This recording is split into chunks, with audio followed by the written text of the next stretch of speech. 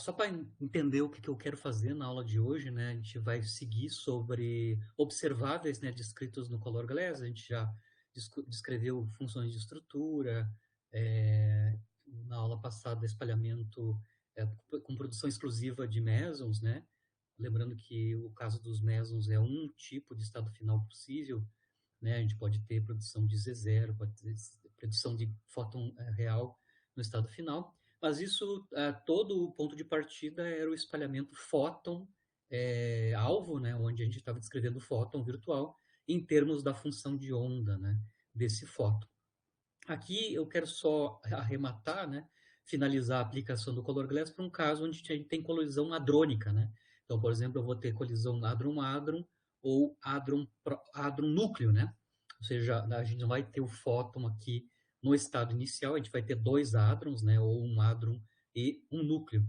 Mas o subprocesso de espalhamento, por exemplo, quark-núcleo ou quark-alvo no Color Glass a gente fez quando a gente analisou lá o modelo do McLaren no Palan, a gente calculou explicitamente, né, qual é que era a seção de choque diferencial de um quark, né, que tem cor, no campo de Weizsäcker-Williams do núcleo, que é modelado através do formalismo do Color Glass. Né? A gente já, o espalhamento subprocesso quark-núcleo a gente já calculou. Claro que o que é medido no estado final são hadrons, né?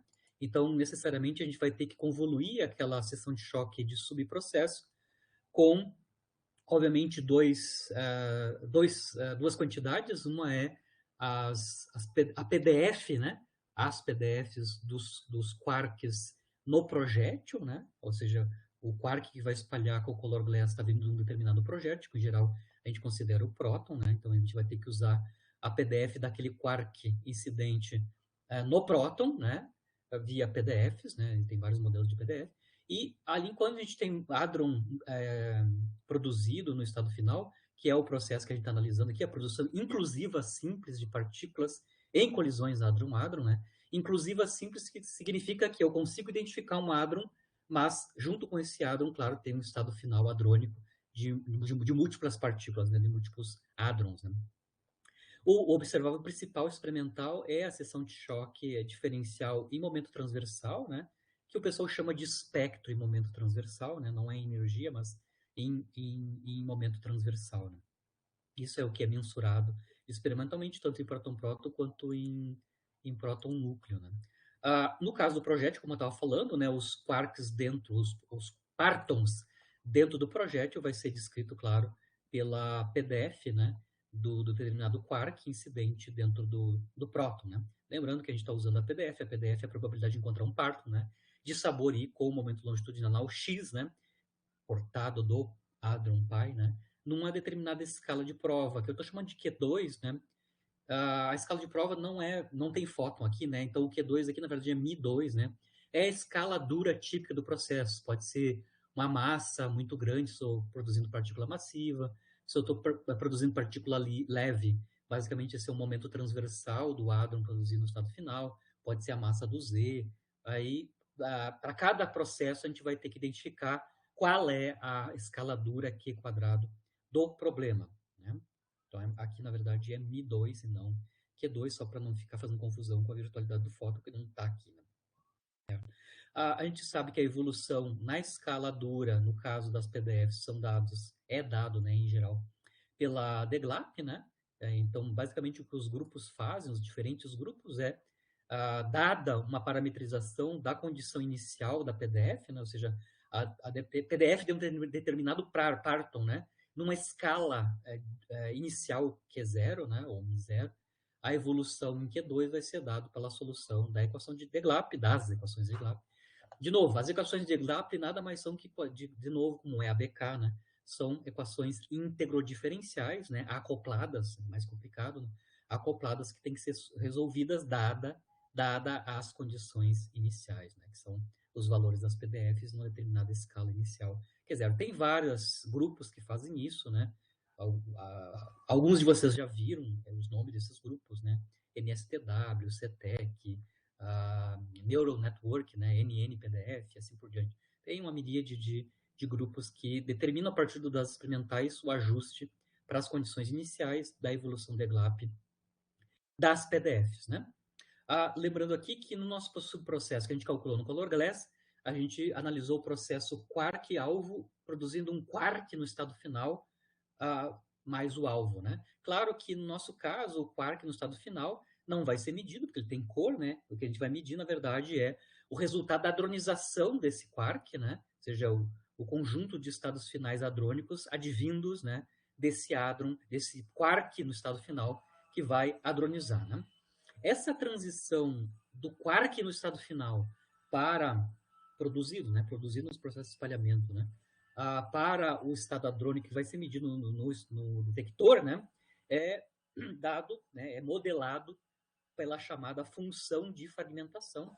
A notação em geral é essa, né, D de K indo em H, ou seja, um parton K da origem um hadron H no processo de fragmentação. A função de fragmentação depende de duas variáveis, a escaladura do processo e também da variável z, né? Eu só vou interpretar o que é a função de fragmentação.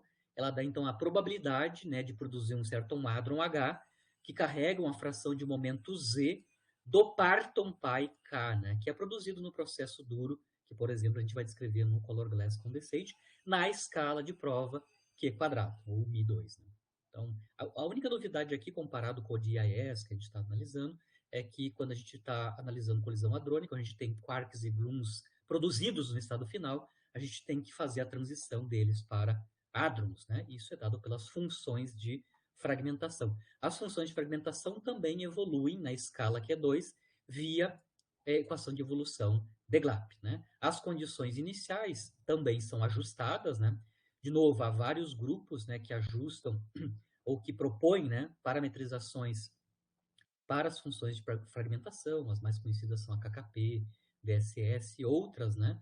Eu coloquei até aqui um link de uma página bem antiga já, mas é bem interessante que ela coleta a maior parte dos grupos, né, que constroem funções de fragmentação.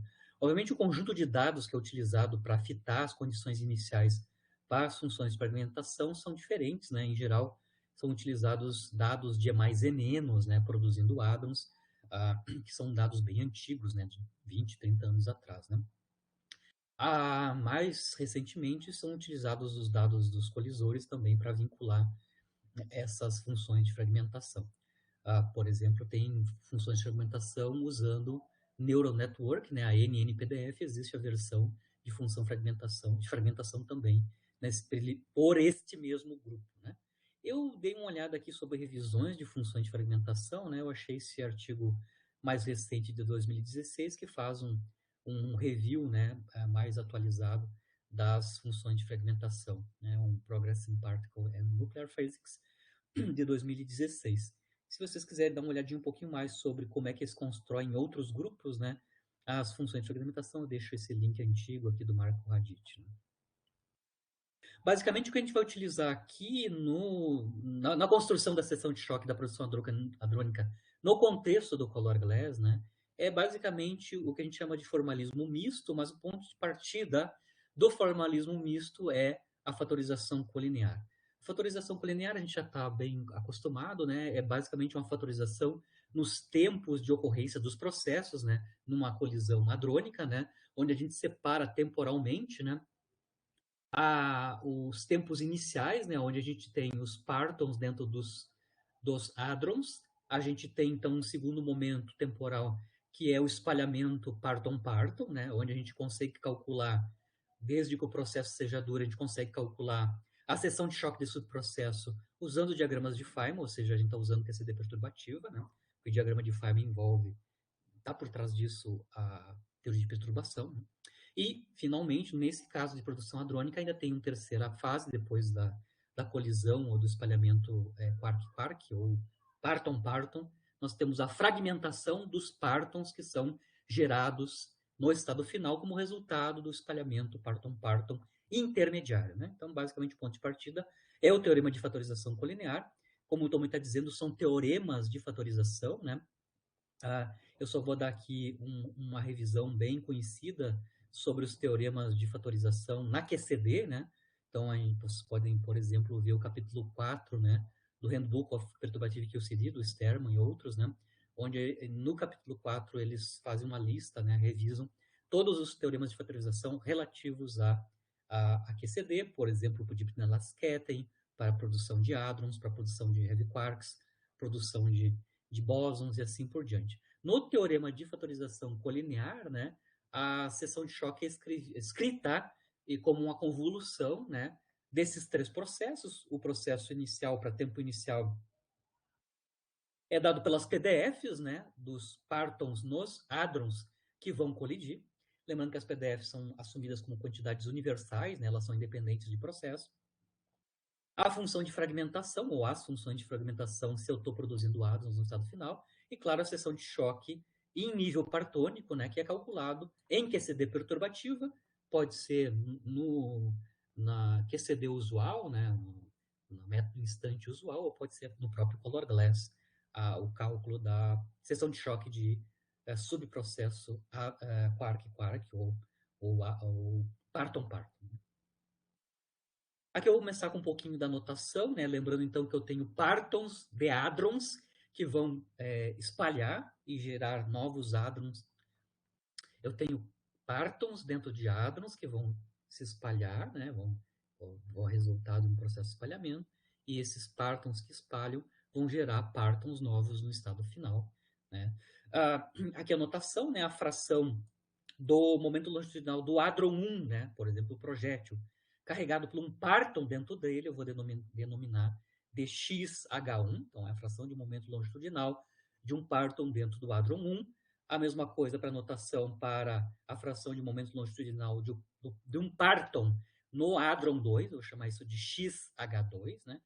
Como a gente sabe, essas frações de momento longitudinal dos partons dentro dos hadrons, né, pode ser escrito, né, em termos da rapidez do hadron produzido no estado final e da energia de centro de massa da colisão, e também do momento transversal, né, do hadron produzido. Então, se eu conheço a rapidez, o momento transversal do hadron produzido no estado final e a energia da colisão, raiz de S, eu consigo, então, calcular as frações de momento correspondentes, né? Obviamente, as frações de momento de um hadron e o outro, né, dos partons dentro deles, são inversamente proporcionais, né, em ordem de grandeza, né? Então, fixada uma rapidez, a fração de momento no projétil é sempre maior que na fração de momento, que a fração de momento no alvo, eles só são iguais no caso onde a rapidez é nula. Mas é só a notação de como é que eu calculo as frações de momento dos partons dentro dos hadrons incidentes, né, em termos das variáveis medidas, né, experimentalmente, no estado final, que são a rapidez, o momento transversal, do hadron produzido no estado final e a energia de centro de massa, né? No caso de o hadron ser produzido em rapidez central, né, ou seja, 90 graus relativo ao eixo Z, né, isso é rapidez nula, né, y igual a zero. Isso é chamada rapidez central, ou seja, colisão simétrica, né. As frações de momento longitudinal dos partons são idênticas, né, então xh1 é igual a xh2. Se a gente tem uma assimetria, né, por exemplo, na rapidez, ou seja, se eu estou produzindo hadrons tanto com rapidez frontal ou forward, né, ou backward, né, ou seja, rapidez positiva grande para o hadron produzido, ou rapidez negativa grande para o hadron produzido, né, isso é forward, é backward, né, a rapidez, ou seja, de qualquer maneira, se eu estou considerando módulo da rapidez grande, isso inclui qualquer um desses dois casos, né, aí a gente vai ter uma assimetria nas frações de momento dos partons, né, que vão participar do processo de espalhamento intermediário, né, no subprocesso, certo? Por exemplo, se eu estou com rapidez forward, está claro que o parton no projétil tem x grande e o parton no alvo tem x pequeno, né? Se isso acontece, ou vice-versa, se eu estou no caso backward, né? Mas principalmente se eu estou com um hadron produzido na região frontal, onde y é muito maior que um positivo e grande, né? O parton no projétil tem x grande e o parton no alvo tem x pequeno. Isso é chamado de um sistema de luto denso, né? E, tipicamente, sistemas de luto densos podem ser modelados dentro do contexto do Color Glass, porque lembra, qual é que é a hipótese que é utilizada para a gente conseguir utilizar o formalismo do Color Glass Condensate, né? Necessariamente, a gente tem que ter um alvo denso A densidade desse alvo pode ser associada tanto com o número atômico, ou seja, eu tenho um núcleo onde a densidade basicamente está vinda proporcionalmente ou escala com a energia, o número de massa atômico, né? Ou também, né, se eu não tenho um núcleo, mas tenho um próton, eu também posso ter um sistema com densidade alta de gluons, desde que o x, né, desses gluons, as frações de momento longitudinais desses gluons sejam bem pequenas, né, e a gente vai ter uma alta densidade de gluons, mesmo sem ter a presença de um núcleo. Então, o sistema denso pode ser um núcleo ou pode ser um próton, desde que o x, né, a fração de momento longitudinal dos gluons dentro dele seja suficientemente pequeno, e claro, automaticamente os partons no projétil têm x grande, e aí a gente tem um sistema assimétrico, né, projétil-alvo, projétil de luto, alvo denso. A gente pode fazer, então, o uso do Color Glass Condensate, porque o ponto de partida é sempre toda a conta do Color Glass, é assumir que eu tenho um alvo denso, de maneira tal que eu possa descrever o campo desse alvo como sendo um campo clássico, né? Como todas aquelas pressupostos que a gente viu no início do semestre. Né? Então, esse tipo de sistema de luto denso é o observável principal, né? Em que o Color Glass pode ser utilizado, a validade está garantida. Né? É basicamente com rapidez produzida do átomo final, for, né? Rapidez muito grande, y grande, né? Y grande. Bom, no Color Glass a gente pode calcular o processo de produção de hadrons em duas regiões cinemáticas, né? Ou seja, dois regimes cinemáticos distintos, né? No primeiro regime, esse que eu estava comentando com vocês, né? Onde a gente tem um projétil de luto, né? Com baixa densidade de partons, né? Onde o X associado a eles é grande, né? Grande é maior que 10 a menos 2, né? E com um alvo denso, como eu estava comentando com vocês, pode ser um próton com X pequeno, dos gluons dentro dele, ou pode ser um núcleo de maneira mais geral, né? Se a gente está no caso de rapidez frontal, com Y muito maior que 1, mesmo no caso do próton, a gente pode considerar, né, que a gente tem um próton denso, né, como alvo, né? Ou seja, o XH2, né, a fração de momento longitudinal dos partons dentro do próton, para a rapidez frontal, né, está garantido que isso é bem pequenininho e a gente pode considerar o alvo denso mesmo, no caso do próton, sem presença de um núcleo. Né? Esse caso 1, eu vou descrever ele aqui na aula, né? Basicamente, no Color Glass, esse tipo de processo nessa região cinemática, no sistema de luto denso, vai ser descrita no chamado formalismo híbrido, né? O que é o formalismo híbrido? Por que ele é híbrido, né? Basicamente, ele vai utilizar fatorização colinear, onde eu vou construir a seção de choque como a convolução das PDFs do projétil, né? A PDF do parton no projétil, que é de luto, a seção de choque de subprocesso e também a função de fragmentação. Onde é que o Color Glass entra aí na fatorização colinear? Ela entra no cálculo da seção de choque do subprocesso quark-alvo, né?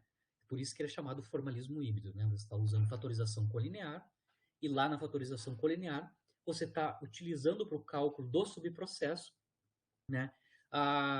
Não o formalismo usual, que é CD, mas sim o formalismo do Color Glass para calcular o subprocesso quark-alvo, né? Quark-alvo produzindo um quark no estado final, mais um sistema X hadrônico. Né? Então, ele mistura fatorização colinear com o cálculo do subprocesso no contexto do Color Glass, mas claro, a gente tem que ter um sistema de luto denso para os pressupostos do Color Glass poderem ser aplicados. Né? Uma outra região cinemática onde o Color Glass pode ser aplicado, né, é na região cinemática onde a gente tem dois objetos densos, tá? Tanto o projétil quanto o alvo. Onde vai acontecer isso, né? Para isso acontecer, as frações de momento longitudinais nos dois objetos, né, no projétil e no alvo, tem que ser pequenos, né? Tem que ser bem pequenininho. Bom, uma maneira disso acontecer é, por exemplo, se eu tenho rapidez central, né, y igual a zero, mas altíssimas energias. Né? Lembrando que se eu estou com rapidez central, as frações de momento longitudinal dos partons no projétil no alvo são iguais. Né? Então, se eu tenho energia de centro de massa da colisão grande, eu vou garantir que xH1 e xH2 são suficientemente pequenos.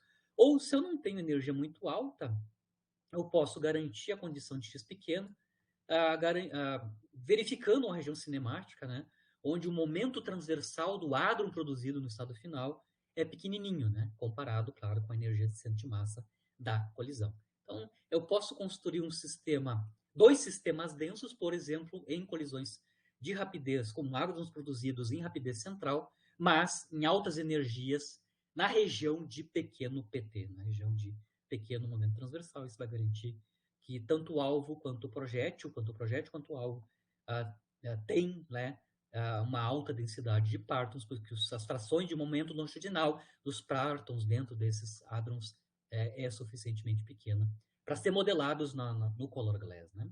O formalismo que é utilizado para esse tipo de cálculo, né, não é o formalismo híbrido, como eu vou comentar mais adiante, mas é um outro tipo de formalismo, que é o formalismo de fatorização KT. Eu não vou entrar em detalhe no formalismo de fatorização KT, mas ele é bastante utilizado para descrever produção hadrônica em rapidez central. Só para resumir, né, a quantidade básica, os blocos de construção básico no formalismo de fatorização KT é justamente a função de Grunwald integrada, as UGDs, né, tanto no alvo quanto no projétil, né? Então, eu vou necessariamente, se eu estou calculando a colisão próton-núcleo em rapidez central, né, assim, produzindo hadrons na rapidez central, necessariamente a gente vai ter que, no formalismo de fatorização KT, a gente vai ter que conhecer qual é que é a função de Grunwald integrada para um próton e qual é que é a função de Grunwald integrada no alvo, né, que é o núcleo, né? Em geral, a função de Grunwald integrada, ela depende pelo menos de duas variáveis, né? Que é a fração de momento longitudinal desse parto, que em geral a gente considera GLUNs, né?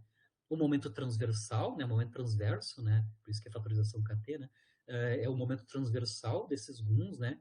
E claro, no caso mais geral, a gente também tem dependência no parâmetro de impacto, né? Também dentro da UGD, né? Ou seja, a seção de choque basicamente é uma convolução das UGDs, né, no alvo e no projétil, e claro, mais a seção de choque de produção, parton-parton, por exemplo, Grun-Grun, Quark-Grun e assim por diante, calculada nesse formalismo, né, da fatorização KT, ou também chamada de fatorização de altas energias. Fala, Gabriel.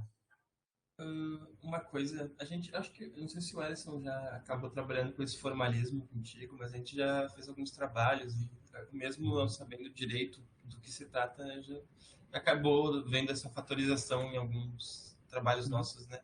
O que eu ia Isso. perguntar é mais uma coisa daquele dia, só um minuto, deixa eu... Aquele dia da apresentação lá eu apresentei no jornal o artigo, e daí o prof estava explicando os resultados para os nossos colegas lá, e me pareceu que o projeto explicou que tem certos... Esse formalismo da fatorização KT, ele seria, tipo assim, um concorrente, vamos assim dizer, do formalismo de dipolos, pelo que eu entendi que você estava explicando. Para algumas coisas a gente usaria KT, algumas coisas a gente usaria dipolos. É mais ou menos essa ideia? Ou, tipo, tu pode usar os dois para o mesmo problema que tu está analisando? É assim, ó.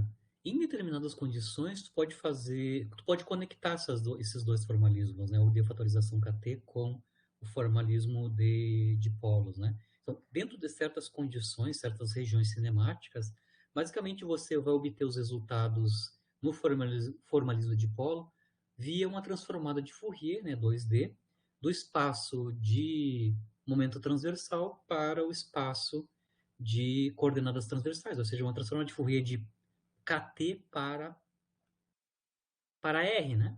Então, dentro de certas condições cinemáticas, eles são automaticamente equivalentes, né? Principalmente, tem uma, uma condição que tem que ser requerida para a gente ter essa equivalência entre esses dois processos, né? Tem a ver com o X, né, que é trocado por esses GLUNs, né, no processo de espalhamento parton-parton, né? Mas, basicamente, a gente pode pensar que esses dois formalismos estão conectados por uma transformada de Fourier, ou seja, a gente está analisando o processo em dois espaços possíveis, né? Momento transversal e coordenadas transversais, né?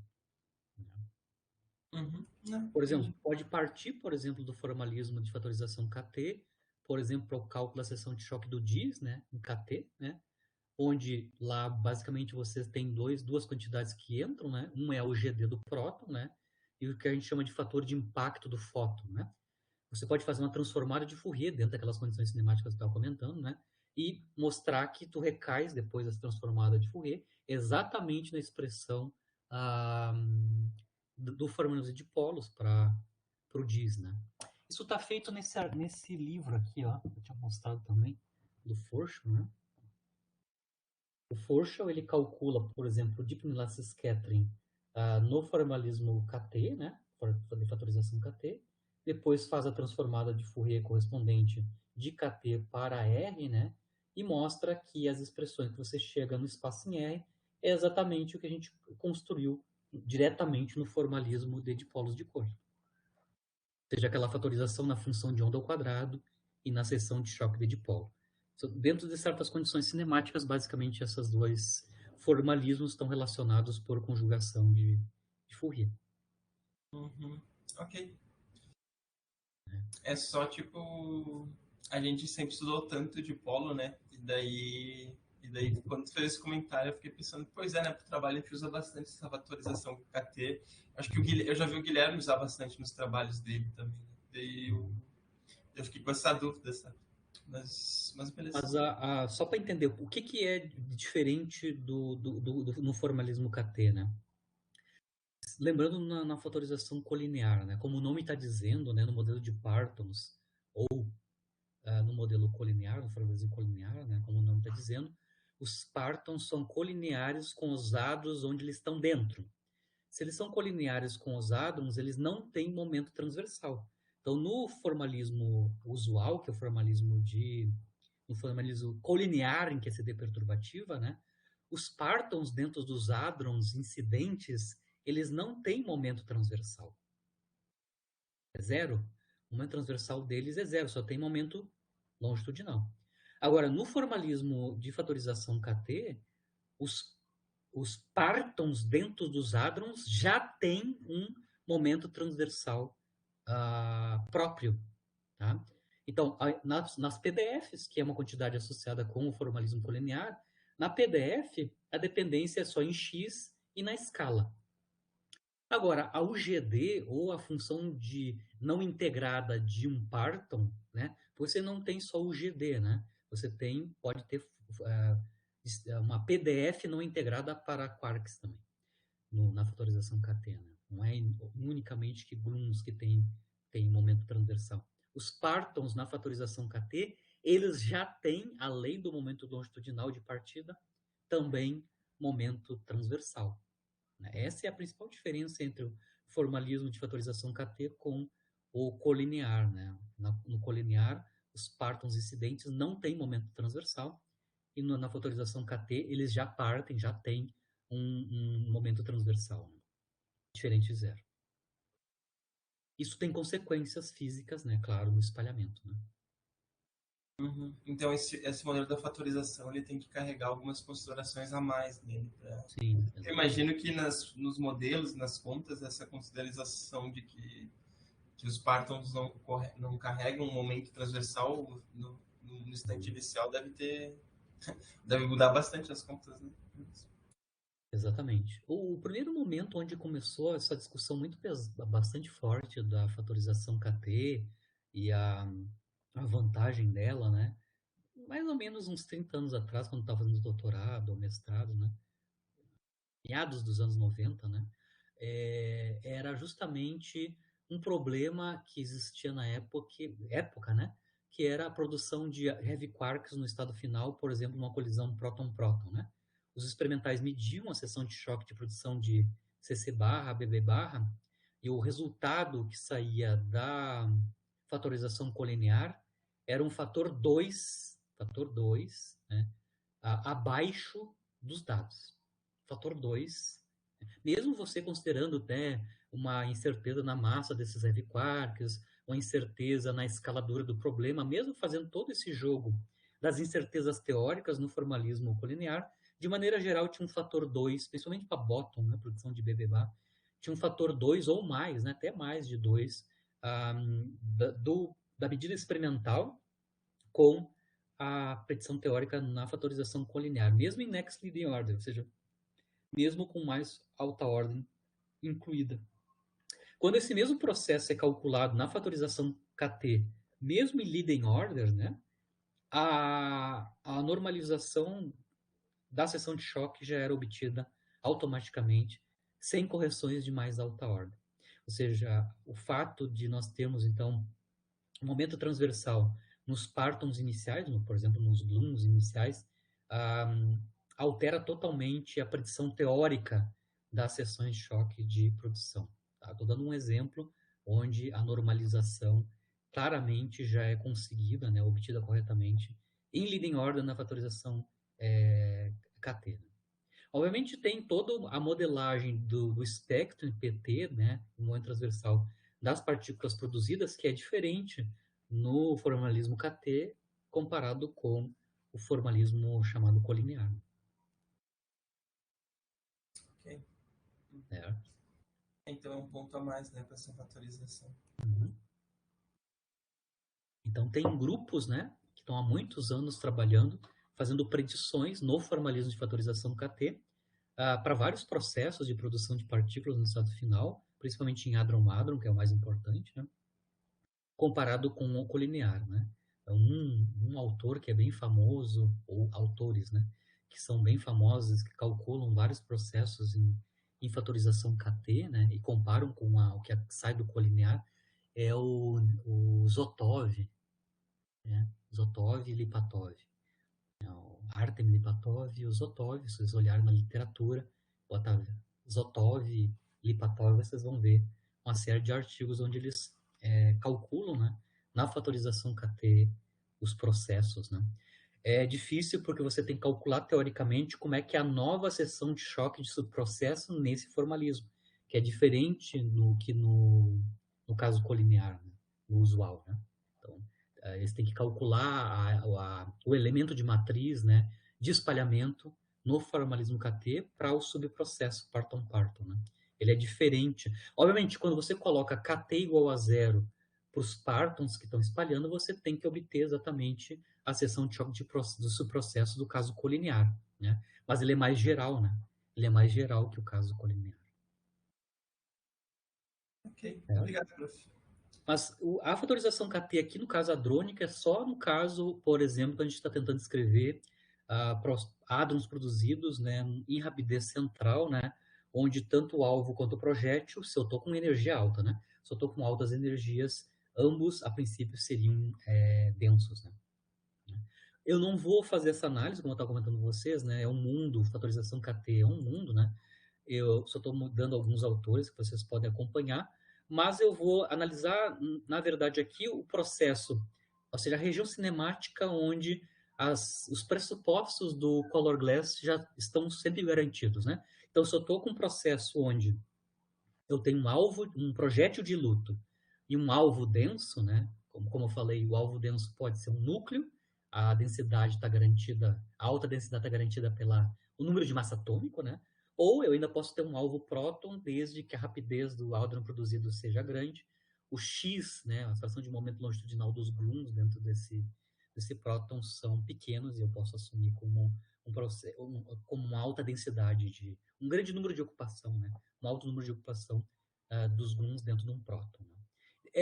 É aqui que eu vou descrever, então, como é que se faz, né, o cálculo de processo, né, no formalismo híbrido. Então, o formalismo híbrido ele foi pensado, né, proposto pelo Dumitru e o Jamal, né, o Jamal Jalil Marian em 2002, já faz 20 anos, né, onde eles vão construir como é que você calcula a seção de choque diferencial de produção de um hadron nessas condições onde você tem um projétil de luto e um alvo denso, que é a aplicação direta, né, onde os pressupostos do Color Glass são evidentes, né.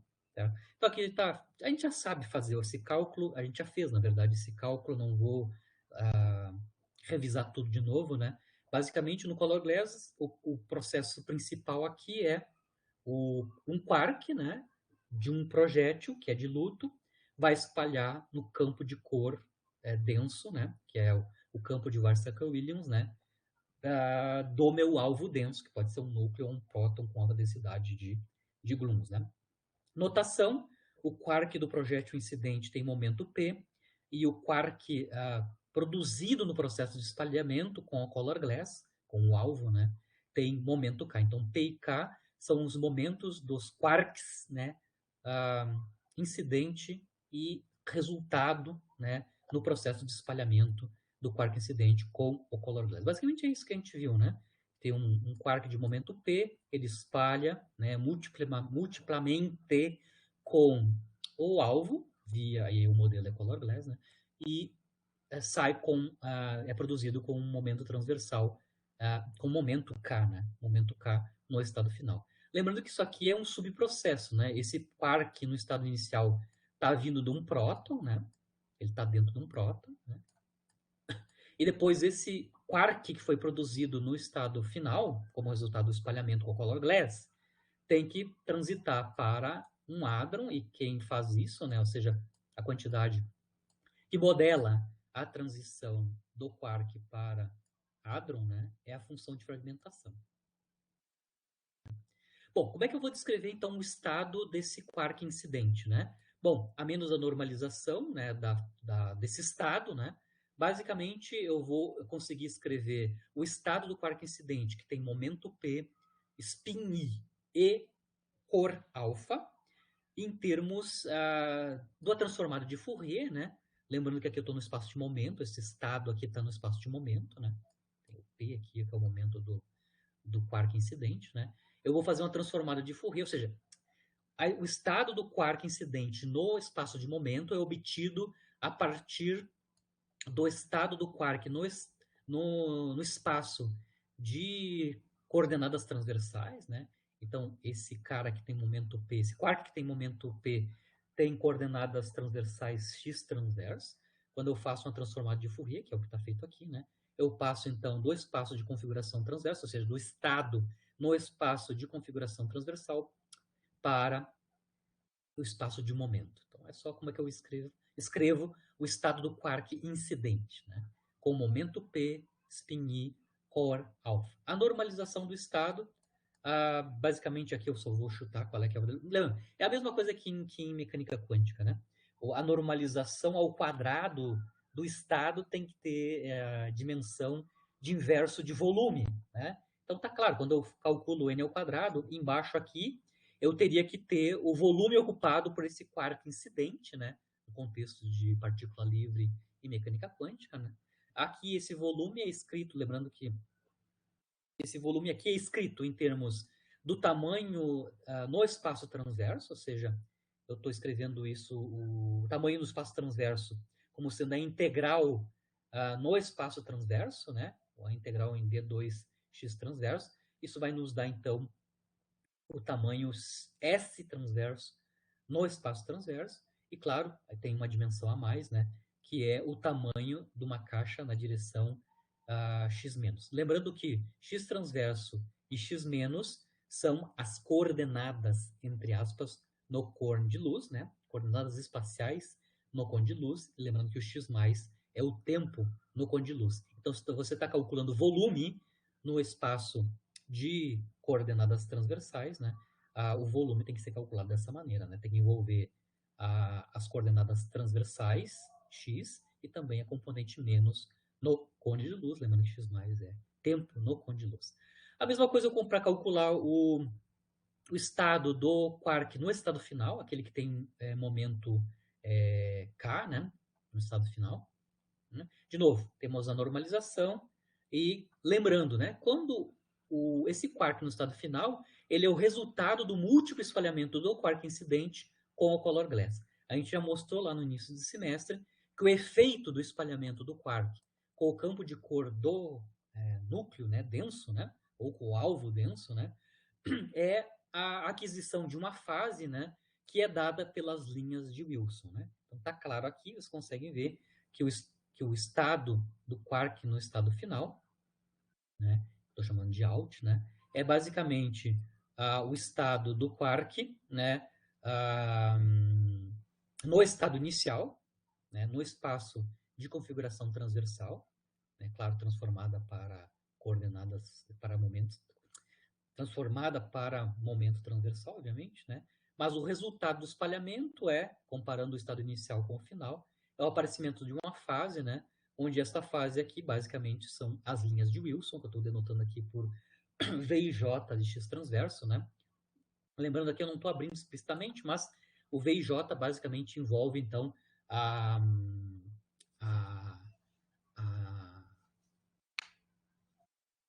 a linha de Wilson explicitamente. Lembrando que a linha de Wilson vai depender explicitamente, né? Tem uma integral de linha que envolve o campo, né, clássico, modelando o alvo denso. Né?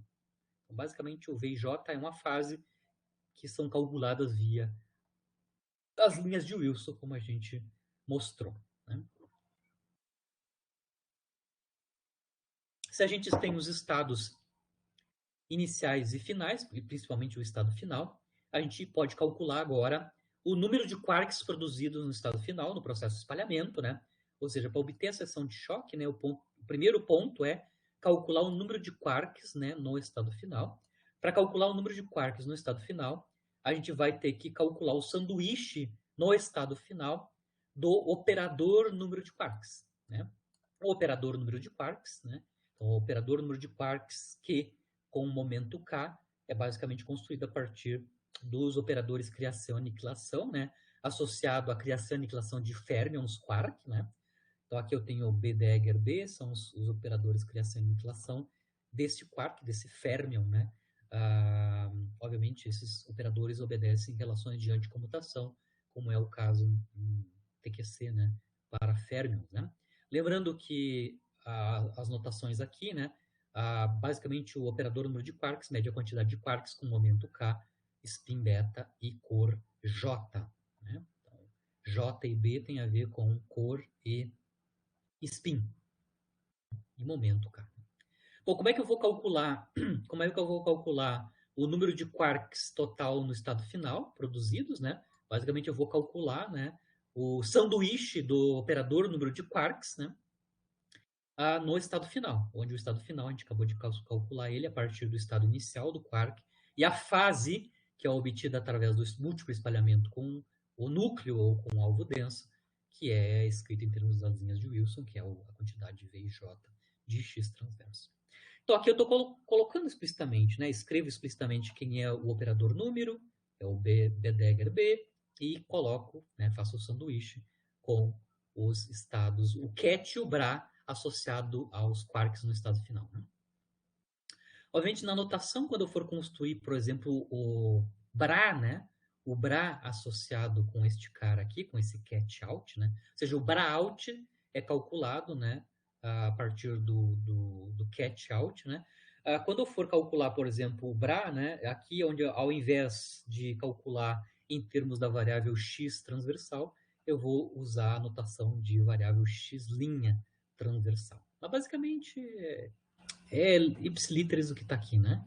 Pega a expressão do out, calcula o bra correspondente e ensanduícha isso o operador número, né?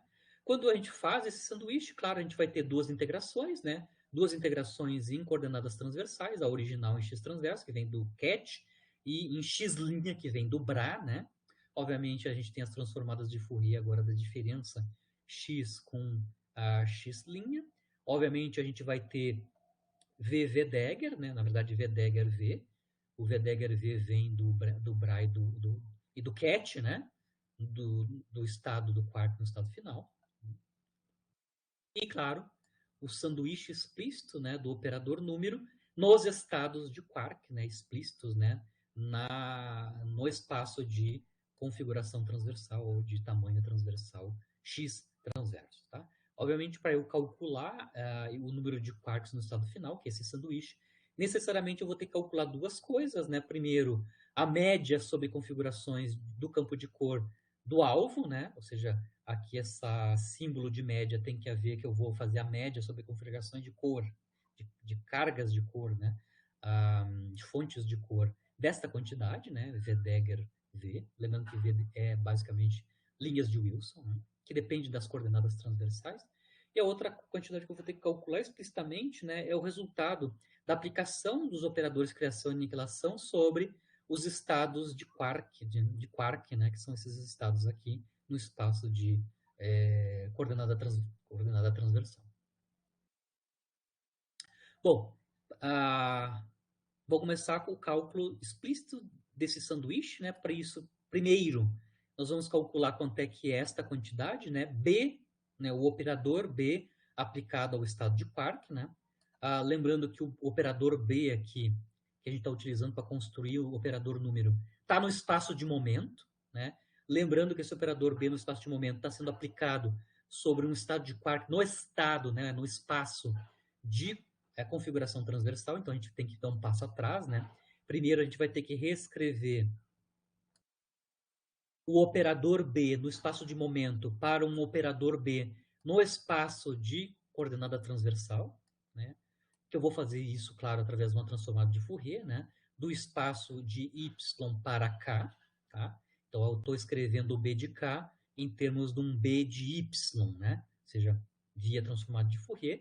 E depois que eu faço, então, a escrita do B de K em termos do B de Y, aplico esse operador B de Y sobre o estado de Quark no espaço de coordenadas transversais, né?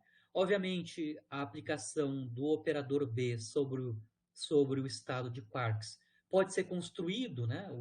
Pode ser construído a partir da aplicação do operador criação sobre o estado do vácuo, né? Ou seja, eu obtenho o estado de quark com momento P+, e coordenada transversal x transverso, a partir de aplicar o operador de criação sobre o estado do vácuo, onde esse operador de criação, né, vai criar um quark com momento P+, e coordenada transversal x+, né? E o último passo, né, é usar a condição ou a regra de anticomutação para os operadores de criação e aniquilação de férmions, né? No espaço de coordenadas transversais, né? Basicamente, o anticomutador é proporcional a uma delta nas coordenadas transversais, uma delta nos spins e uma delta de Kronecker lá nas cores, né? A menos a normalização 2π ao quadrado, certo? Ou seja, eu posso reescrever o produto B-Dagger em termos, né? Em termos do lado direito da regra de anticomutação. Quando a gente faz isso, o resultado da integração pode ser feita, né? Ou seja, a integração em y transversal pode ser automaticamente ser feita, né? Porque eu vou ter uma integral em y, uma exponencial complexa, e uma delta, né? A aplicação dessa delta faz basicamente que essa exponencial vire uma exponencial de e na menos i x transversal, ao invés de y, né? Escalar k transverso. E o resto são as deltas que vêm da, da, da relação de anticomutação. Tá? Feito esta conta, né, B aplicado sobre o ket do quark no estado final, se a gente tomar o conjugado complexo disso, a gente vai obter o resto, né, o lado esquerdo aqui, né, que é o B-Dagger aplicado ao Bra, né? Quando a gente faz isso, né, e substitui aqui nesse sanduíche, né, a gente vai obter o número total de quarks, né, produzido no estado final, em termos daquelas deltas, né, como eu comentei ali, né. Lembrando que isso aqui vai estar ao quadrado, né, por exemplo, essa delta aqui, né, que é a delta de P menos K+, vai estar ao quadrado, que ela vai também aparecer nessa operação aqui, né, do B-Dagger aplicado ao Bra, né. Tá claro porque tem ao quadrado e porque tem 4 deltas, né? Tem essas duas e mais, claro, a mudança de troca de índices, né? Da aplicação do B-Dagger no estado de Quark. Claro, mais as integrações em coordenadas transversais, que tem que ser feitas a menos a normalização. Como eu estava comentando com vocês, aqui a gente está pensando num alvo de luto, num projétil de luto e num alvo denso, né? Isso no formalismo híbrido, o projétil é descrito através do formalismo colinear. No formalismo colinear, esse quark incidente não tem momento transversal, tem momento transversal nulo, né? Ou seja, o momento transversal do quark incidente é zero. Então, aqui uma hipótese, né, que vai ser colocada nessa expressão. Ou seja, o quark no estado inicial. No formalismo colinear, tem momento transversal nulo, né? Ou seja, ele adquire momento transversal só no processo de espalhamento com o alvo. Se a gente tem o número de quarks produzidos no estado final, a gente pode construir, então, a seção de choque, né? Que é obtida através da taxa de eventos de espalhamento, né? Ou seja, o número de quarks no estado final produzido, né? Normalizado, claro, pelo fluxo de partículas incidentes, né? E também pela quantidade de partículas do alvo, né? Basicamente, isso aqui é a definição de seção de choque, né? Que a gente aprende lá, sei lá, em física de partículas ou em teoria quântica de campos, né? Em QED, né? A seção de choque diferencial basicamente é construída a partir do número de partículas produzidas no estado final, né? O número de partículas produzidas no espalhamento, né? Dividido pelo fluxo incidente de partículas incidentes, né? Certo. E claro, aqui eu estou somando sobre todas as cores e spins dos quarks, né, no estado final, né? Sempre está fazendo essa soma. Esse 1 sobre 2nc vem, como a gente está calculando a seção de choque, né? Esse é o padrão, né? A gente faz média sobre os spins no estado inicial, né? Vai nos dar 1/2 no caso de quarks, né? E 1 sobre nc é a média de cores, né? Média sobre cores desses quarks, né? E cada quark de um determinado flavor tem 3 cores. Quando a gente faz médias das cores no estado inicial, a gente vai ter que calcular, dividir o resultado por o número de cores, né? Então, automaticamente, a gente consegue obter a seção de choque diferencial do espalhamento quark-alvo, produzindo quark mais o alvo, dentro do contexto do color glass, né? A partir do número de quarks obtido no processo de espalhamento, que foi calculado aqui no color glass, né? Onde a informação do color glass basicamente está aqui, né? Na média sobre configurações de carga-fonte dentro do alvo, né? Do produto, né, das linhas de Wilson, V, Degger, V. Então, fazendo a substituição, claro, né, de quanto é que é o DN out, né, o número de quarks produzidos no estado final, a gente pode calcular, então, finalmente, né, no color glass, a seção de choque diferencial do espalhamento quark-alvo, produzindo um quark no estado final, mais o estado hadrônico X, né? Isso vai ser escrito, claro, em termos do traço, né, das linhas de Wilson, V, Degger, né, mediadas sobre as configurações de cor, das fontes de cor no alvo, né? E, claro, as integrais em coordenadas transversas que advêm, né? Adviram, né? Elas vieram justamente quando a gente escreveu o estado do quark, tanto incidente quanto espalhado, no estado de momento, no espaço de momento, perdão, em termos do estado do quark incidente espalhado no espaço de configurações transversais ou coordenadas transversais, né? Aquelas integrais em x transverso vêm justamente dessa mudança de espaço, né? De coordenadas para momento transversal, ou momento, né? O resto é o resto. Né? Na verdade, a gente já calculou isso, né? A gente calculou isso lá no meio do semestre, explicitamente no Color Glass. Essas integrações em x transverso e x transverso linha, né? Elas podem ser escritas nas coordenadas que a gente está acostumado a utilizar no Color Glass, né? Que basicamente é o bivetor R, né? O bivetor R aqui no caso é a diferença das coordenadas transversais x, x linha, né? E parâmetro de impacto, ou o bivetor B, né, B transverso, que basicamente é a média, né, do x e x' transversal. Ou seja, eu posso fazer uma mudança de variável, né, de x, x' para R e B. Claro que eu vou ter que calcular, obviamente, existe aí um jacobiano dessa transformação, né, passar de x, x' para R e B, mas a princípio nada mais é do que uma mudança de variável, né? Então eu vou conseguir escrever a seção de choque diferencial para a produção de quarks, né, no color glass, a partir de uma integração em R e em B, né, basicamente, né, da transformada de Fourier, do espaço de configuração transversal para momento, do valor médio, né, do traço das linhas de Wilson, onde lá dentro dessas linhas de Wilson, dessas quantidades V, Degger V, estão as informações do campo de cor clássico, né, do alvo, denso. Né? Em geral, lá dentro do correlator, né, a gente já mostrou explicitamente, lá no modelo de McLaren Venugo-Palan, a gente calculou explicitamente como é que é feita essa média, né, até o fim, né? A gente se deu por conta lá que a expressão desse valor esperado do Vdegger V, ou seja, do traço de Vdegger V, ele não depende diretamente do bivetor RB, na verdade tem uma simetria radial, né? Onde essa quantidade aqui basicamente depende do módulo de R, do módulo de B e eventualmente do produto escalar BR. Né? Aqui a gente vai negligenciar, né, a dependência no produto escalar BR, né? Ou seja, vai desconsiderar correlações entre B e R, né? E vai escrever esse valor esperado apenas, essa média, na verdade, em termos do módulo de R e do módulo de B apenas. Né? Feito isso, e integrando sobre R, né? Integrando sobre R, ou seja, faz a mudança de variável de x para B e R e integra sobre R, né? Integra sobre R.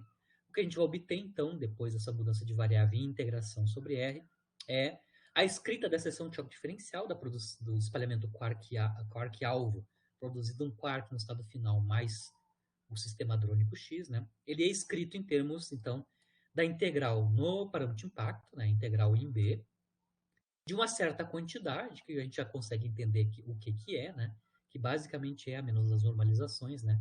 É uma quantidade que está associada com a média do traço do Vdegger V no Color Glass Condensate, lá dentro da informação do alvo. Ou seja, essa quantidade que eu estou chamando de S tilde de K e B, né? É basicamente a integral em R, né? Na verdade, a transformada de Fourier do espaço em R para o espaço em K, né? Da matriz S de dipolo, né? No espaço de configuração, ou no espaço de coordenadas transversais. Tá? Então, é bem trivial aqui no Color Glass calcular o subprocesso quark-alvo, dando um quark mais estado final X, basicamente a menos das normalizações, que são essas deltas e a normalização que a gente já analisou. Basicamente é o integral no parâmetro de impacto B da transformada de Fourier da matriz de espalhamento de dipolos, né? Que basicamente é uma transformada de Fourier de R para K, dessa quantidade aqui que é calculável, né? Tanto no modelo do Mark-Levan no Palan, onde não há dependência em rapidez, ou na Jimmy Walk, né? Você pode calcular essa média, né? Usando uma nova função peso, né?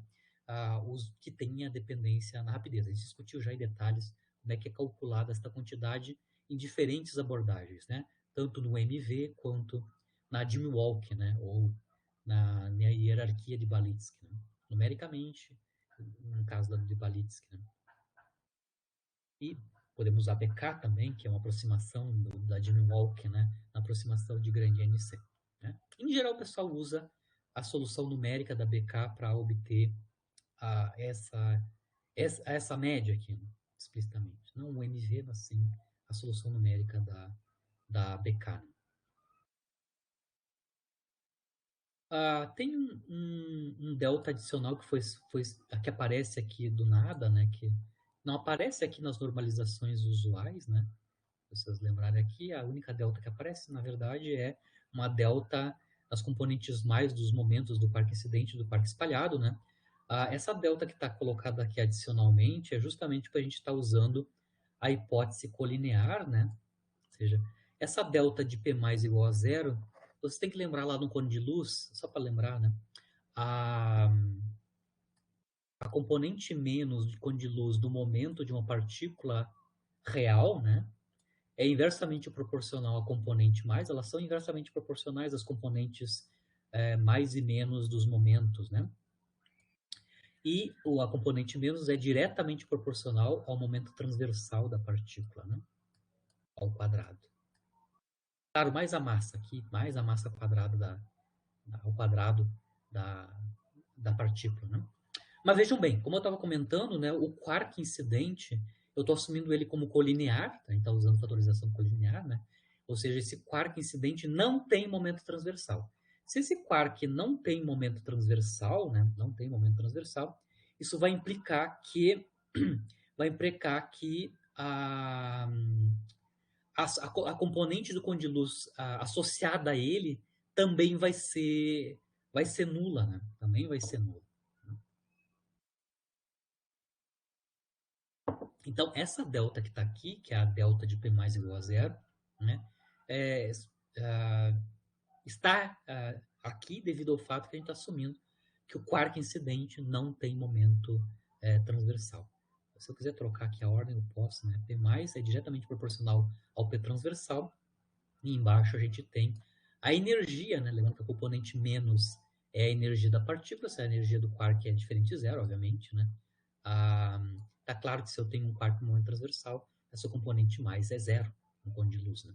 Então, essa delta aqui é a DOC, ela vem do fato que a gente está usando aproximação, né, fatorização colinear para os quarks dentro do projétil, né?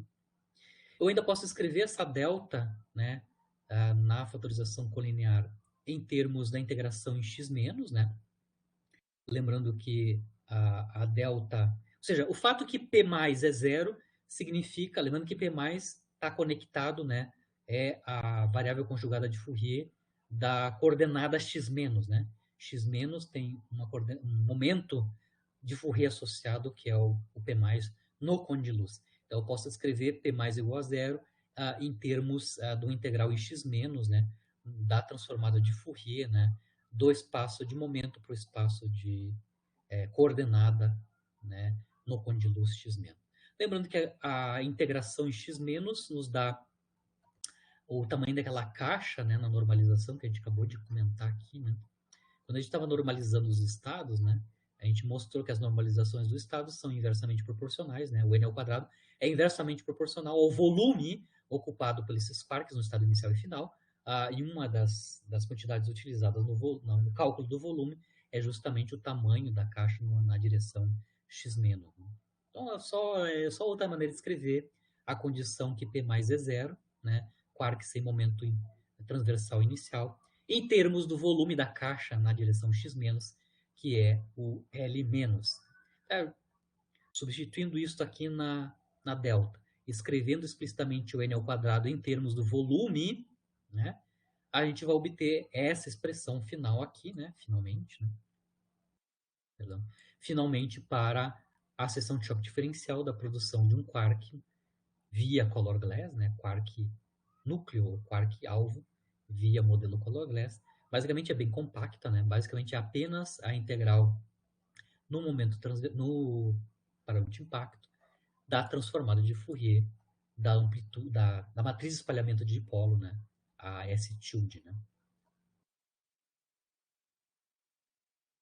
Lembrando que aqui a gente está calculando só o subprocesso no color glass, né? Quark do projétil com o alvo modelado pelo color glass, produzindo um quark e depois um estado final X, né? Lembrando que a gente quer calcular o processo completo, né? O processo completo na fatorização colinear vai envolver a PDF do quark incidente dentro do projétil, por exemplo, um próton, né? E também a função de fragmentação, né? Desse quark produzido no estado final, produzindo um determinado hadron, isso é modelado através da função de fragmentação, né?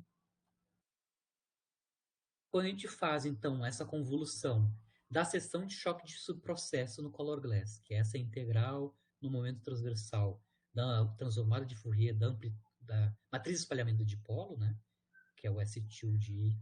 Né. Aqui eu estou assumindo, por exemplo, o meu alvo como sendo o próton, e eu estou imaginando que o próton pode ser modelado no color glass, desde, claro, que esse hadron produzido seja com rapidez Four, né, de tal maneira que a fração de momento longitudinal dos gluons desse próton sejam pequenininhas, né? E claro, aqui eu convoluí então a seção de choque de subprocesso no color glass, que é esta quantidade aqui, né? Que é a integral em B do S tilde, né? Na fatorização colinear, com a PDF do quark incidente, né? Então aqui eu tenho XFI, que é a PDF do quark incidente com fração de momento longitudinal xh1 na escala de prova Q2, né? E, claro, também convoluído a função de fragmentação do quark de Saboury hadronizando num hadron H, né? Lembrando que aqui a gente vai ter que integrar na fração de momento longitudinal Z, né? A integral em Z é dz z quadrado multiplicada pela função de fragmentação, tá? Basicamente essa é a seção de choque hadrônica, né? Próton-próton, se o alvo é um próton, produzido um hadron, esse hadron adveio da hadronização de um determinado quark que foi produzido no espalhamento de um quark incidente com o campo de cor denso do próton, né? Assumindo que o próton é o alvo denso, certo? Tem um outro parâmetro que é utilizado na fenologia, que é o fator K, né? Esse parâmetro fator K ele é utilizado para mensurar, né, as correções de mais alta ordem. Lembram bem, essa conta que a gente fez aqui no Color Glass, né, esta aqui de subprocesso, ela é em ordem dominante, é leading order, né? É leading order. Não se utilizou nenhuma correção de loop aqui na linha de quark e nada disso, né? Quando a gente estava calculando esse múltiplo espalhamento, não se colocou aqui na conta, nos diagramas, as correções de mais alta ordem, né? No espalhamento, nos diagramas associados ao espalhamento. Então, o fator K está aqui, do ponto de vista fenomenológico, ele está aqui para levar em conta as correções de mais alta ordem. Obviamente, isso é fake, né? Isso é física com as mãos, é ad hoc, né? Aqui a gente está fazendo uma oversimplificação, onde os efeitos de mais alta ordem, ou seja, incluir os diagramas de mais alta ordem no espalhamento quark alvo, né? Podem ser absorvidos em um parâmetro numérico, né? Isso aí é o que a gente chama de aproximação de homem pobre, né? Por mean approximation, né? É uma abordagem fenomenológica a mais simples que tem, né? Mas é só para lembrar que a conta que a gente está fazendo aqui no Color Glass é em ordem dominante. Obviamente, hoje em dia, essa seção de choque já é calculada em Next Leading Order, né? Levou 10 anos o pessoal calculando as correções de Next Leading Order para a seção de choque diferencial de produção de hadrons no Color Glass Condensate. Até no Moodle lá eu coloquei para vocês as referências mais recentes, né? Onde esse processo é calculado em Next Leading Order no Color Glass. O que eu estou calculando aqui, mostrando aqui, é o modelo original, ou a aproximação original, em ordem dominante, que é aquele paper do Dumitro e do Jamal, né, de 2002, que depois foi aprimorada com o tempo. Mas, basicamente, nesses casos aqui, as correções de mais alta ordem estão num parâmetro K, que em geral é ajustado aos dados experimentais, né? Se a gente tem a seção de choque diferencial, da próton-próton, a gente pode calcular o que os experimentais chamam de invariant yield, né? Eu chamo de produto invariante, mas o nome em inglês é esse aqui, que eu nem sei se a minha tradução em português está certa. É o invariant yield, né? O invariant yield nada mais é que a seção de choque diferencial dividida pela seção de choque inelástica no processo próton-próton, né? O espalhamento próton-próton, né?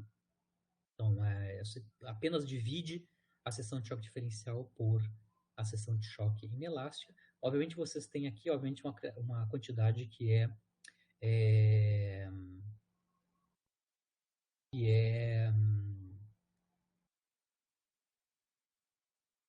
basicamente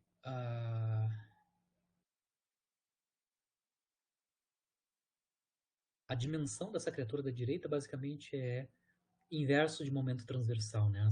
As unidades de seção de choque são canceladas, a gente vai ficar basicamente com algo que é inverso de GeV ao quadrado se a gente tem momento transversal em unidades de GeV, né? Então, na maior parte dos papers experimentais, quando vocês fazem medidas de hadrons produzidos no estado final, em colisões próton-próton, protonúcleo, em geral os experimentais nos dão o invariant yield e não a seção de choque diferencial. Aí vai depender do experimento. Na maior parte deles, eles mostram o yield e não a seção de choque diferencial. Mas são diretamente relacionados a menos da seção de choque inelástica próton-próton ou próton-núcleo inicial, né? Se a gente quer estender essa seção de choque para o caso próton-núcleo produzindo um hadron mais X, a gente vai ter que vir aqui e trocar a transformada de Fourier da matriz de espalhamento de dipolo próton pela transformada de Fourier da matriz de espalhamento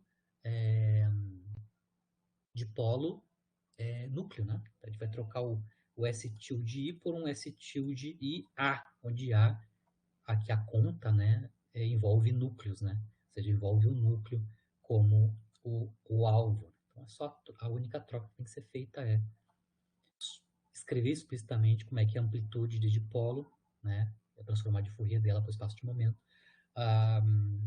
no caso do alvo nuclear, né?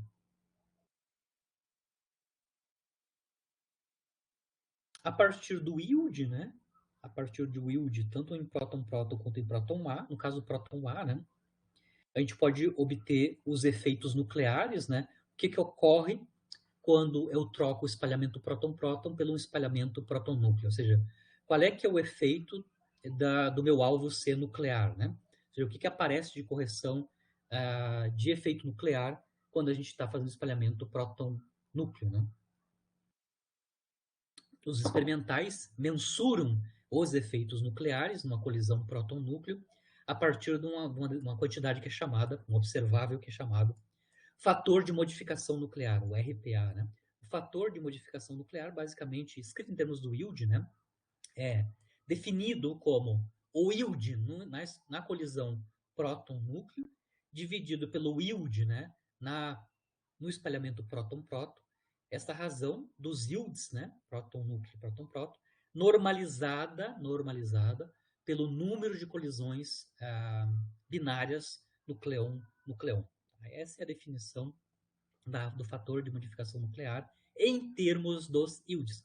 Claro, vocês podem escrever os yields em termos das seções de choque diferencial. Então, vocês também podem entender que a razão RPA, o fator de modificação nuclear RPA, pode ser construída a partir da razão, né, da seção de choque diferencial de produção de hadron próton-núcleo pela seção de choque diferencial de produção de hadron próton-próton, normalizado, claro, por uma determinada quantidade geométrica, né, que pode ser calculado no modelo de Glauber, né, o número de colisões binárias núcleon-núcleon pode ser obtidas diretamente a partir do modelo de Glauber, né? No modelo de Glauber, o número de colisões binárias ele é obtida a partir da função overlap nuclear ou da função perfil nuclear, no caso da colisão próton-núcleo, né? Certo? No caso, se a gente tem ausência de efeitos nucleares, né, essa razão nuclear, ou esse fator de modificação nuclear, ele é da ordem 1, ou é 1, né? E se experimentalmente, né, o fator de modificação nuclear é menor que 1, isso vai indicar no color glass, né, que a gente tem efeitos de saturação. No caso da formalismo colinear, o fato da razão nuclear ser menor que 1 indica que a gente tem o chamado shedding nuclear, né, sombreamento nuclear importante na colisão próton-núcleo. Mas aqui no color glass tem a ver com saturação, né, da distribuição de núcleos, da distribuição de gluons dentro do núcleo no alvo, né? Lembrando que toda a informação está no campo de cor clássico dos gluons dentro do alvo, se a gente está falando de color glass, né? Então, a razão de modificação nuclear é um observável muito utilizado para se entender quais são os efeitos nucleares, a gente chama de efeito nuclear de matéria fria, né? Lembrando que aqui na colisão PA não tem formação da formação do plasma de quarks e gluons, né? Ou seja, as partículas produzidas não vão estar imersas em um meio denso, né? Que pode dissolver, né? Dissolver algumas, ou seja, fragmentar algumas delas, dissolver as partículas que estão ligadas, né? Aqui no caso de próton-núcleo, a gente não tem a formação do plasma, então basicamente os efeitos nucleares são chamados efeitos nucleares de matéria fria, né? Basicamente é shadow nuclear e geometria, né? Geometria via Glauber, né? Certo? Aqui eu só estou dando alguns exemplos de como é que é a fenomenologia correspondente da produção de hadrons. No formalismo de color glass condensate, no formalismo híbrido, né? Vocês já estão utilizando aí nos hands-on 13 e 4 esta referência, que é do Lapp Mantsari, né? Eles fitam as condições iniciais da BK RCBK, né? Eles fitam as condições iniciais da solução numérica da BK com a constante de acoplamento Running e usam essa solução da BK, na verdade, usam a amplitude de dipolo em termos de B, né, para construir a seção de choque diferencial para a produção de hadrons, né, que é essa expressão aqui, ó, no caso próton-próton e no caso próton-núcleo, né, toda a solução numérica da BK, tanto para próton como para núcleo, vai estar nesta quantidade aqui, né. Basicamente, ele vai ter que tomar uma transformada de Fourier da amplitude de dipolo no espaço de momento, o R, né, para espaço de momento transversal. E também a dependência em B, no caso nuclear. Só que eu estou mostrando alguns resultados daquele artigo, vocês já estão vendo, né? Esse artigo é um FISA-UD de 2013, claro, tem algo muito mais recente.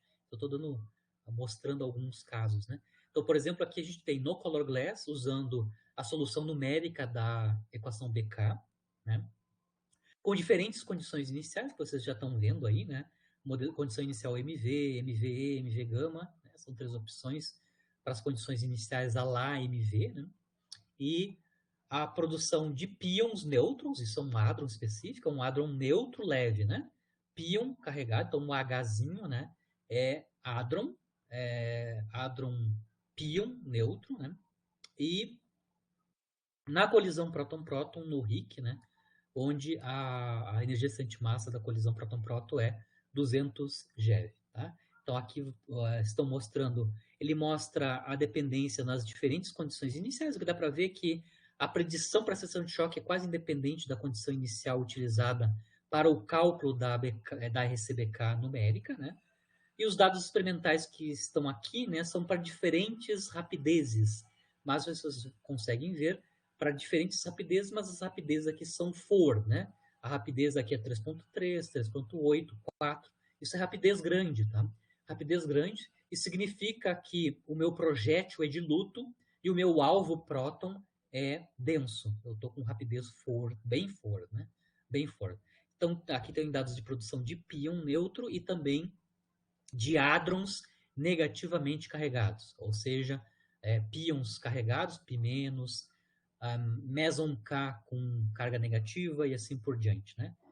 Basicamente, a informação da hadronização do quark em pion ou em hadron carregado negativamente vai estar em um modelo que eles utilizam, né, para a função de fragmentação. Esta quantidade aqui tem que ser obtida de algum grupo que ajusta, né, que constrói funções de fragmentação para o pion e para os hadrons carregados.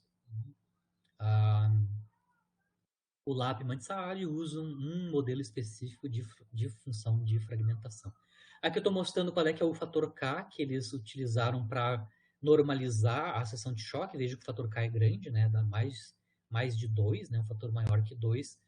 Lembrando que o fator K, nesse contexto do Color Glass Linear Order, daria, né, uma medida das correções de mais alta ordem, né? Significando que, nesse caso do RIC, né, que é 200 GeV, as correções no Color Glass de mais alta ordem são altas, né? Isso significa que, obviamente, desde 2013, o pessoal tem que construir uma linha de pesquisa que é o cálculo desse processo em Next Leading Order no Color Glass. Tá claro aqui, como o fator K é grande, né?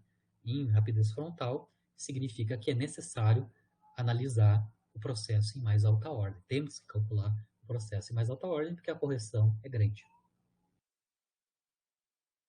O que está dizendo aqui é que o Color Glass, né, o modelo híbrido no Color Glass, ele está mais de fator 2, quase um fator 3, abaixo dos dados, né?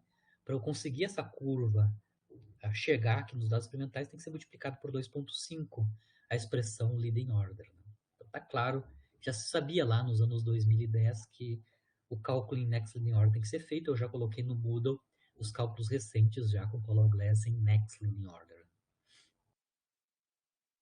Aqui é o caso nuclear desse mesmo paper do LAP, né, do Mansaari. Aqui, claro, já é no LHC, né? Aqui a colisão próton-núcleo produzindo hadrons carregados, né? Numa energia de 5,02 TeV, né? Vejam bem, é interessante aqui que no LHC, como a energia é bem alta, né?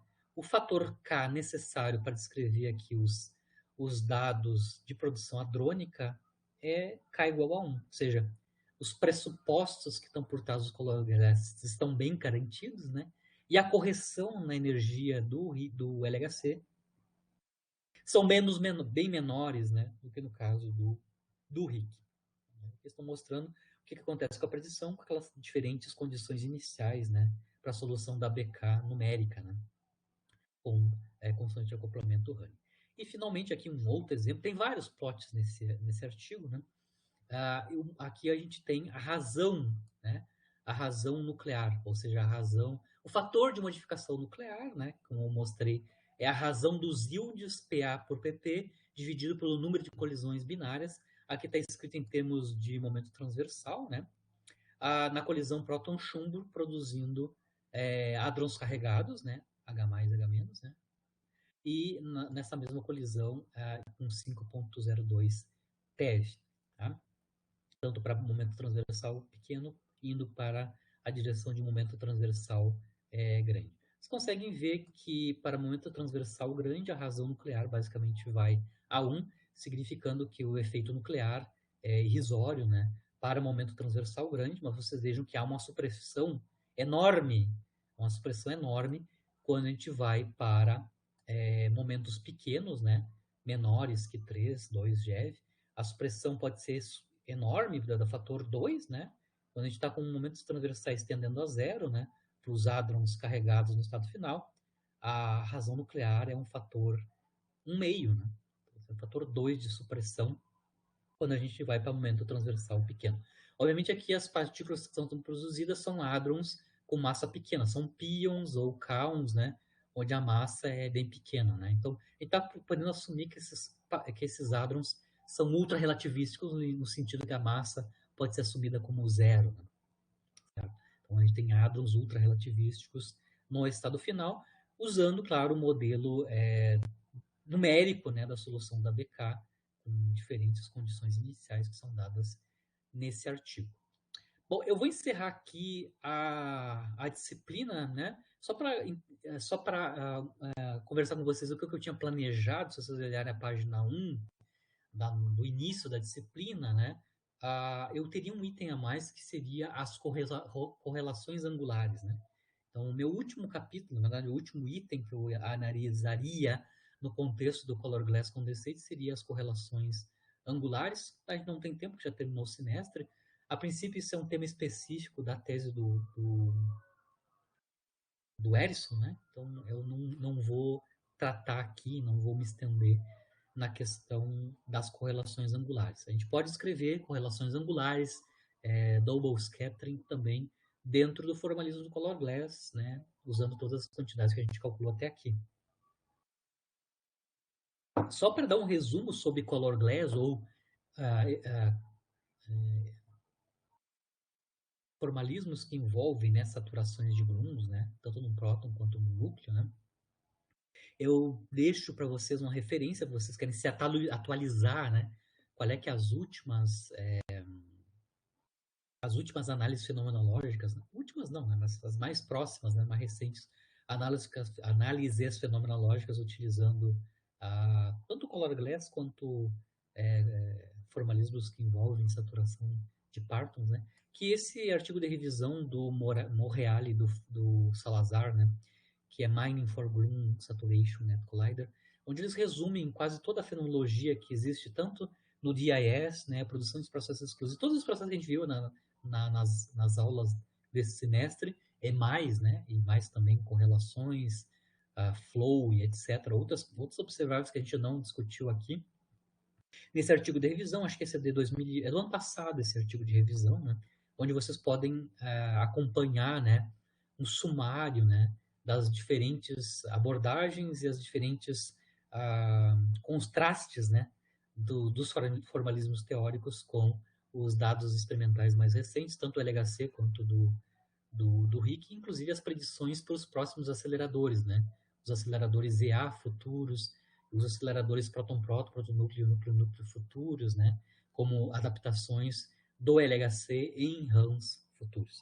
E aí eu encerro a aula de hoje e o semestre por aqui e fico à disposição